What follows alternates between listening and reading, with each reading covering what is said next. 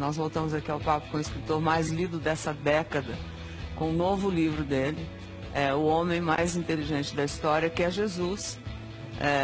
E aí eu soube que você não acreditava em Deus. Eu fui um dos maiores ateus que pisou nessa terra. Talvez fui mais ateu do que Nietzsche, que escreveu sobre a morte de Deus, do que Jean-Paul Sartre, do que Diderot, do que Marx, que considerava Deus o ópio que entorpece a humanidade.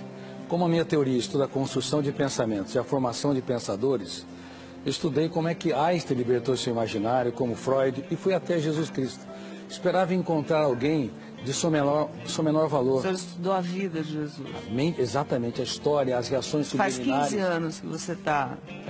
Na verdade, 15 anos escrevendo esse livro, mas faz 20 anos que eu tenho estudado como pesquisador da psicologia, sociologia e psicopedagogia. Eu fiquei perplexo, porque percebi que ele não cabe no imaginário humano. Eu me curvei humildemente à inteligência dele. Agora, veja bem, Ana, Pedro, como eu digo nesse livro, Pedro era imperativo, tenso e ansioso. João era bipolar. No momento era tranquilo e generoso. No outro momento ele era, antes de se tornar o que era o apóstolo. Pedro mesmo? Pedro era imperativo, tenso e ansioso. Se eu fosse um aluno nos dias de hoje, todo professor queria vê-lo a quilômetros de distância da sua sala de aula. João flutuava. No momento era amoroso, no outro queria destruir aqueles que não andavam com Jesus. Tomé era paranoico e inseguro. Mateus era corrupto. Talvez, se tivesse nos dias de hoje, quem sabe estaria até na Lava Jato. E Judas, o que era? E Judas Iscariotes era dissimulador. Quem é que conseguiria escolher um time desses para executar o maior projeto da sua vida? Mas por incrível que pareça, para espanto das ciências, ele transformava pedras brutas em obras-primas. E eu fui às lágrimas ao perceber o que esses jovens eram antes e no que eles se tornaram. Foram apóstolos da sabedoria, da generosidade, da sensibilidade. Graças ao carinho, ao amor, ao e à dedicação de como Jesus. aquela professora e muito mais.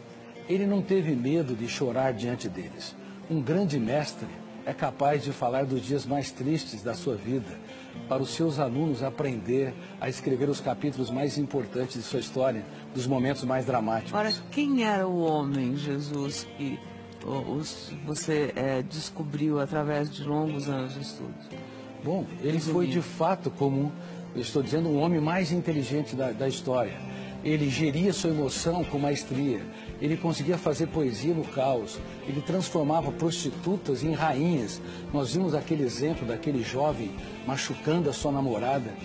Ele era tão generoso que era capaz de transformar quem estava à margem da sociedade num príncipe ou numa princesa. E eu me perguntava, que homem era este? Inclusive, quando Judas o beija, ele fala, amigo, para que vieste? Que homem era esse que dava tudo que tinha para aqueles que pouco tinham? Ele não tinha medo de ser traído, ele tinha medo de perder um amigo. Portanto, quando eu estudei a mente dele, eu me curvei, como eu disse, humildemente a sua inteligência e percebi que ele não cabe no imaginário humano. Ele tem de ter sido real.